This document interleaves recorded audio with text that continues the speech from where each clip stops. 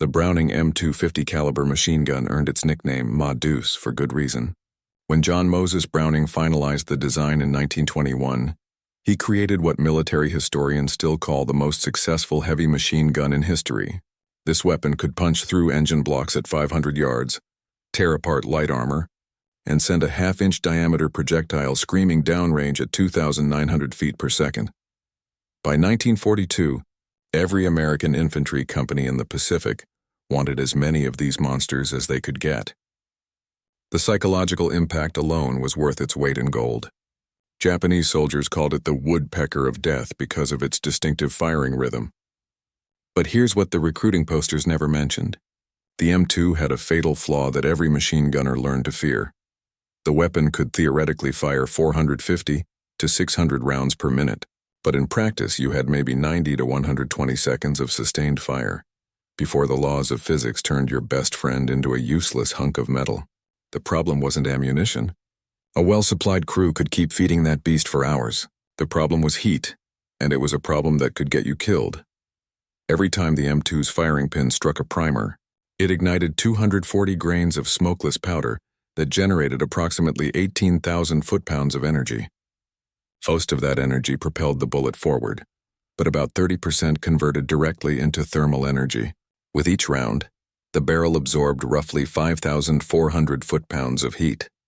Fire 100 rounds in rapid succession, and you're pumping 540,000 foot-pounds of thermal energy into a steel tube that weighs just 26 pounds. The math was simple and brutal. After 2 minutes of sustained fire, the barrel temperature climbed past 800 degrees Fahrenheit. Push it to 3 minutes and you're flirting with 1,100 degrees. At 1,200 degrees Fahrenheit, the barrel steel began to lose its structural integrity. The Army Ordnance Department knew this, of course. The technical manual issued to every M2 crew included explicit warnings printed in bold letters. Sustained fire exceeding 2 minutes will result in barrel failure. The consequences of ignoring this warning ranged from bad to catastrophic. Best case scenario, the barrel warped slightly and your accuracy went to hell. Bullets started keyholing, tumbling sideways through the air instead of flying true. Worst case, the barrel actually ruptured, sending shrapnel back into your face and rendering the weapon permanently disabled. Mid-range on the disaster scale, the headspace, that critical gap between the bolt face and the barrel, would expand from thermal deformation, causing rounds to detonate prematurely in the chamber. Gunsmiths called this a cook-off, and it could turn a controlled weapon into an uncontrolled one real fast. Standard doctrine addressed this limitation head-on. Every M2 position required a spare barrel and a crew trained in the barrel change procedure. Swap the barrel every 90 seconds, let the hot one cool for 20 minutes, and you could theoretically maintain fire indefinitely. The barrel change itself took about 30 to 45 seconds if your crew was good, maybe 60 seconds if you were working in the dark or under fire. The Army even issued asbestos gloves specifically for handling hot barrels, though most crews found them too bulky and just used rags or their uniform sleeves. But all of this assumed one critical thing. You had time to stop shooting. Black Saturday on Henderson Ridge, Guadalcanal in November 1942 was where the Empire of Japan came to test whether American forces could be driven back into the sea. The island, roughly 90 miles long and 25 miles wide, had become the focal point of the entire Pacific War after Marines landed there on August 7th. By November, the fighting had devolved into a brutal stalemate centered around Henderson Field, the only operational airstrip in the Solomon Islands. Whoever controlled that airstrip controlled the sky, and whoever controlled the sky would win the Pacific. The Marines had established a defensive perimeter around Henderson Field, but that perimeter was stretched thin, very thin. The 1st Marine Division had been fighting for 3 months straight, taking casualties daily, and reinforcements were arriving slower than men were falling. On the night of November 12th, intelligence reports indicated a major Japanese offensive was coming.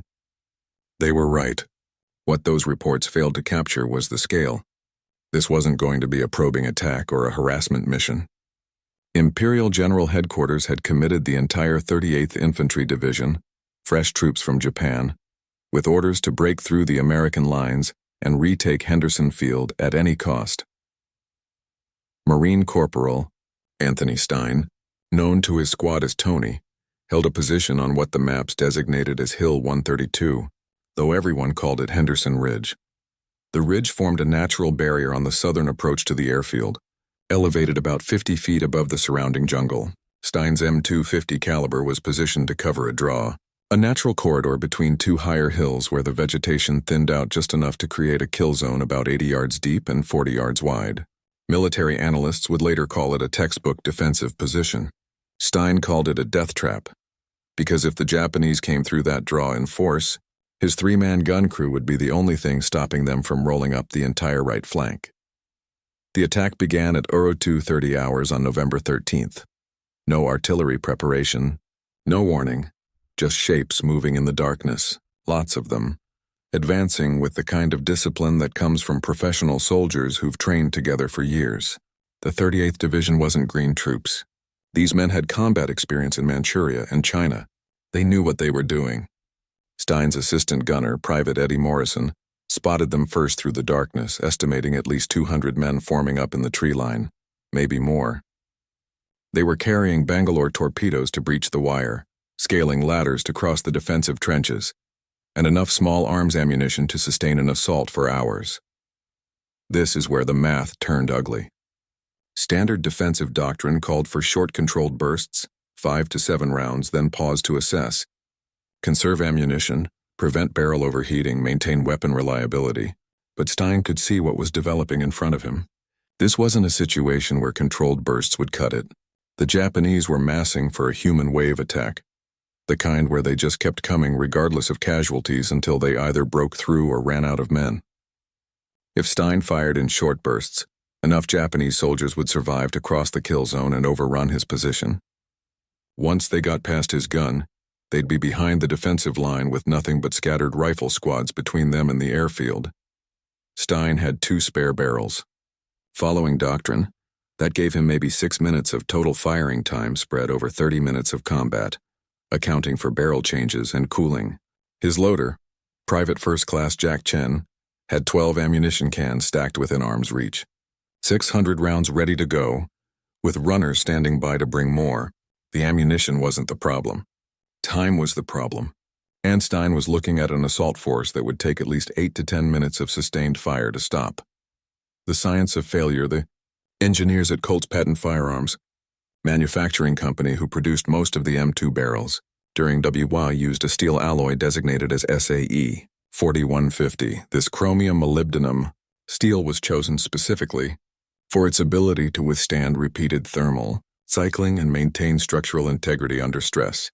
The manufacturing process involved gun drilling a solid steel billet, then rifling the interior with 4 grooves.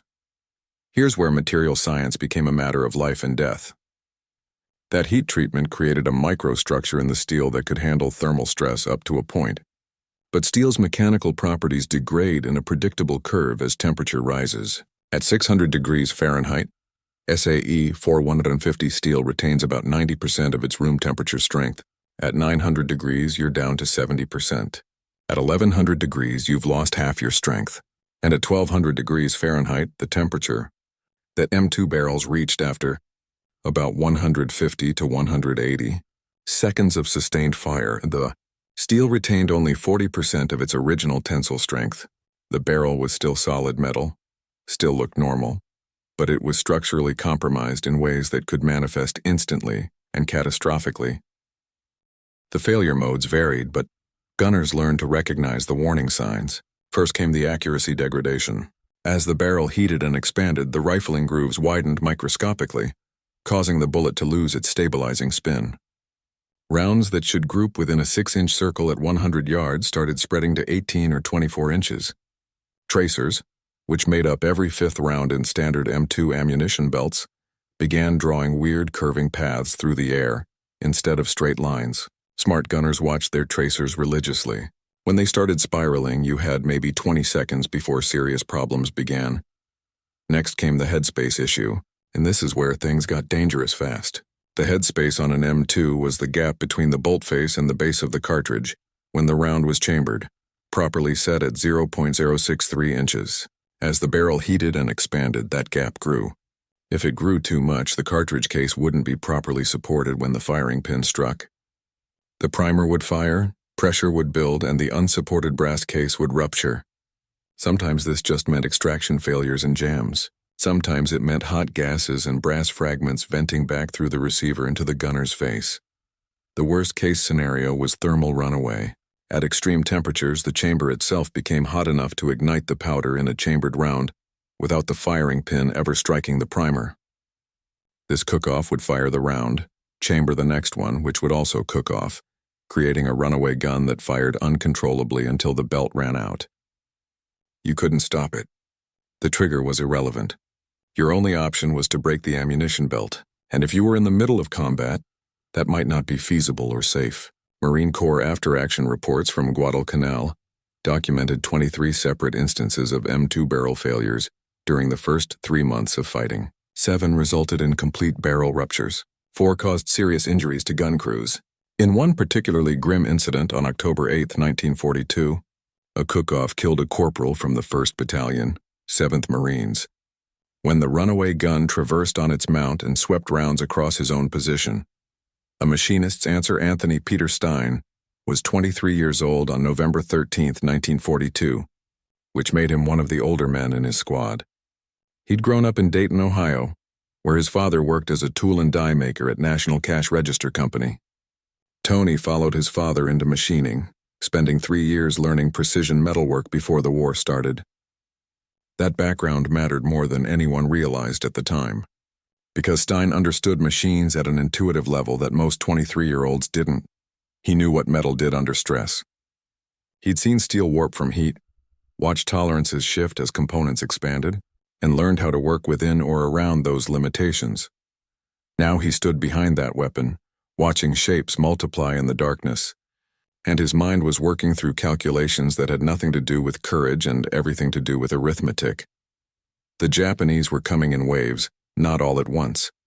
The assault would last at least 5 minutes from first contact to the final enemy soldier, either dead or driven back.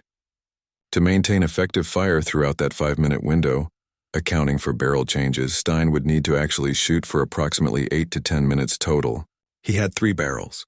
Standard procedure gave him 6 minutes of firing time spread over 30 minutes. He was at least 2 minutes short, probably 4 minutes short if things went badly. And things always went badly. Stein made his decision in about 5 seconds, which is all the time he had before the Japanese started moving. What he did next violated every technical manual, every regulation, and every piece of official doctrine the Marine Corps had ever written about the M2 Browning. But it was based on solid thermodynamic principles that any machinist would understand, even if every officer in the Corps would have court-martialed him for even suggesting it. The concept was evaporative cooling, the same physics that makes you feel cold when you step out of a swimming pool on a windy day. When liquid water converts to vapor, it absorbs an enormous amount of energy, approximately 540 calories per gram at sea level. Apply liquid to a superheated metal surface and you create an extremely efficient heat transfer mechanism. The liquid absorbs thermal energy from the metal, converts to steam, and carries that energy away into the atmosphere. Industrial machining operations had used liquid cooling for decades by 1942. The problem with cooling an M2 barrel in combat was simple logistics. You needed a liquid. You needed it immediately available, and you needed a lot of it. Water was ideal from a thermodynamic standpoint, but water was precious on Guadalcanal. Canteens were for drinking, not wasting on weapons. Besides, in the middle of a night assault, you used what you had within arm's reach. What Stein had within arm's reach was urine, his own, Morrison's, Chen's, and that of any other Marine in the immediate area. Human urine is approximately 95% water, with the remaining 5% being dissolved urea, creatinine, uric acid, and various salts. From a heat transfer perspective, it's almost as effective as pure water. The liquid would flash to steam regardless. Corps regulations explicitly prohibited what Stein was about to do, though the specific wording was buried in Technical Manual TM 9.10.52.213. The manual stated, "Under no circumstances should gunners attempt to cool barrels using non-approved liquids, including seawater, alcohol, petroleum products, or bodily fluids." The regulation existed because previous wars had taught the Army that soldiers would try anything in desperation. Stein didn't care about regulations. He cared about math, physics, and the 200 Japanese soldiers who were about to rush his position. 10 minutes of hell. The first burst went out at 0237 hours, 35 rounds that cut through the lead Japanese section like a saw through bamboo. Stein worked the trigger in controlled patterns while his mind tracked a different problem. He had maybe 90 seconds before the first barrel change. Morrison already had one of the empty ammo cans positioned next to the gun, and both he and Chen knew what was about to happen because Stein had explained it in about 15 seconds of whispered instructions that probably violated 3 or 4 articles of military justice. The Japanese kept coming. The second wave was already moving before the first wave survivors hit the dirt. Stein put another 40 rounds into the mass of advancing soldiers, walking the fire from left to right across the kill zone. The muzzle flash lit up the night like a strobe light, illuminating targets with perfect clarity for half-second intervals. He could see faces, young faces, determined faces, terrified faces. He kept firing. At 92 seconds, the barrel was approaching critical temperature. The tracers were starting to spiral slightly, that telltale sign that the rifling was losing its grip on the bullets. He yelled, "Barrel!" over the gun's hammering. Morrison had the barrel release mechanism open in 12 seconds. Chen was ready with the empty ammo can. Stein grabbed the hot barrel from Morrison, held it horizontal, and Chen poured the contents directly onto the steel. The effect was instantaneous and dramatic. The liquid hit metal that was somewhere north of 1,000 degrees Fahrenheit and converted to steam so fast it created a sound like a pressure cooker venting. The cloud of vapor that erupted from the barrel was thick, white, and smelled exactly like you'd expect. Stein rotated the barrel, letting Chen hit every side, ensuring even cooling. The entire process took maybe 8 seconds. Steam was still rising from the barrel when Morrison slammed the fresh barrel into place and locked it down. Total weapon downtime, 20 seconds. Stein was back on the trigger, firing into the second wave that had used those 20 seconds to get 15 yards closer. He burned through another 80 rounds, watching the Japanese ranks thin but not break. They were committed. The smell was atrocious. Ammonia from the decomposing urea mixed with cordite smoke and the metallic tang of vaporized steel created an atmosphere that would make you gag if you weren't too busy trying to stay alive. Stein's eyes were watering, partly from the chemical assault on his sinuses and partly from the smoke and muzzle flash. He didn't care. The gun was still firing, still putting rounds on target, and that was literally the only thing that mattered. At 4 minutes into the engagement, Stein was on his second barrel change. The first cooled barrel had been sitting for 3 minutes and was ready to go back into service. Chen hit it with another round of liquid cooling as insurance, producing another cloud of steam that briefly obscured the entire gun position. The Japanese must have seen those steam clouds and wondered what kind of weapon the Americans had deployed.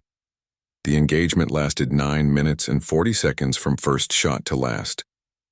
Stein fired 847 rounds total, rotating through his 3 barrels 4 complete cycles, with Chen performing emergency cooling on each barrel twice. The gun never jammed, never misfired, never failed. The sun came up 6 hours later and revealed what they'd done. Bodies were stacked in overlapping rows across the kill zone, thickest at about 40 yards out where the second and third waves had collided with the first wave's casualties. The Division Graves Registration Unit spent 2 days cataloging the dead in front of Stein's position. Official count, 73 confirmed enemy KIA directly attributable to the M2 position on Henderson Ridge. The unofficial commendation, Lieutenant Colonel Louis Chesty Puller, commanding the 1st Battalion, 7th Marines, walked the position at 8 hours. Puller was already a legend in the Corps. He looked at the body count, looked at Stein's gun, then looked at the empty ammo can sitting next to the position. One of them still had liquid pooled in the bottom. Puller stuck his finger in it, sniffed it, and said something that has appeared in at least 6 different versions in various historical accounts. The printable version is, "Corporal, what in the name of God is this?" Stein told him all of it. The thermal calculations, the evaporative cooling principle, the emergency barrel cooling procedure that had kept the gun firing for nearly 10 minutes straight. Puller listened, his face completely neutral, while Morrison and Chen stood at attention, expecting to be arrested on the spot. What's documented in the 1st Marine Division records is that on November 15, 1942, Puller submitted a commendation report citing extraordinary initiative and technical innovation, under combat conditions for Corporal Stein. That commendation worked its way up the chain and eventually became a Bronze Star recommendation, which was upgraded to a Silver Star by Major General Alexander Vandegrift himself. But the Marine Corps was also institutionally horrified. Within a week, Stein was summoned to division headquarters to demonstrate his cooling technique for a panel that included 2 lieutenant colonels from Ordnance and a major from the Judge Advocate General's office. The JAG officer made it very clear that unauthorized modifications to weapons procedures violated Article 92 of the Articles of War. The penalty ranged from reduction in rank to dishonorable discharge. The ordnance officers, however, wanted details. They made Stein repeat his cooling procedure 6 times while they measured barrel temperature, timing, and effectiveness. The test results from that November 1942 demonstration, filed as Restricted Report 0421-1173, contradicted 20 years of accepted doctrine about barrel cooling. A barrel at 1500 degrees Fahrenheit dropped to 680 degrees in approximately 15 seconds when treated with Stein's technique. Air cooling that same barrel from 1500 to 680 degrees required 7 minutes and 20 seconds. The liquid cooling method was roughly 29 times faster. The Marine Corps faced an institutional dilemma. They couldn't officially endorse urinating on machine guns. The optics were terrible. The health concerns were real. But they also couldn't ignore results. Stein had achieved something that shouldn't have been possible according to every technical manual. Sustained fire that exceeded the weapon's theoretical limits without catastrophic failure. The solution was typically bureaucratic. They didn't approve it, but they didn't court-martial anyone either. The incident was quietly noted in training materials as an example of unauthorized field modifications that, while effective in specific circumstances, remained prohibited under standard operating procedures. What changed was the doctrine around spare barrels and barrel changing. Pre-Guadalcanal, most M2 positions carried 1 spare barrel. Post-Guadalcanal, the standard increased to 2 spares minimum, 3 when logistics allowed. The emphasis on barrel changing speed increased dramatically. Training cycles that previously allocated 2 hours to barrel changing. Drills expanded to 8 hours. The post-war development of quick-change barrel systems owed a direct debt to incidents like Stein's. The M2HB, model that entered service in 1945, featured an improved barrel release mechanism that reduced change time. The M60 machine gun introduced in 1957 was designed from the ground up with quick barrel changes as a primary requirement. Tony Stein survived Guadalcanal and fought through the rest of the Pacific Campaign. He earned a battlefield commission to 2nd lieutenant at Bougainville in 1943, survived the Hell of Peleliu in 1944, and landed with the 5th Marine Division at Iwo Jima on February 19, 1945. On that black sand beach, Stein led 8 separate charges against Japanese pillboxes, personally destroying 4 enemy positions and evacuating wounded Marines under fire. He was killed by sniper fire on the 3rd day of the battle. President Harry Truman awarded him the Medal of Honor posthumously. The citation mentioned his extraordinary heroism and conspicuous gallantry, but it didn't mention Henderson Ridge or the night he kept a gun firing for 10 minutes straight, using nothing but physics, desperation, and available liquids. The M2 Browning he used that night in 1942 is serial number 324775. It survived the war, served in Korea, and was finally retired from active service in 1968. It now sits in the National Museum of the Marine Corps at Quantico, Virginia. The placard doesn't mention the cooling trick. Some stories the Corps prefers to keep among Marines who understand that winning battles sometimes requires breaking rules that weren't written for the specific kind of hell you're facing. The men who held Henderson Ridge that November night knew the truth. Sometimes innovation smells bad, violates regulations, and saves lives anyway. That's not in any manual, but it should be.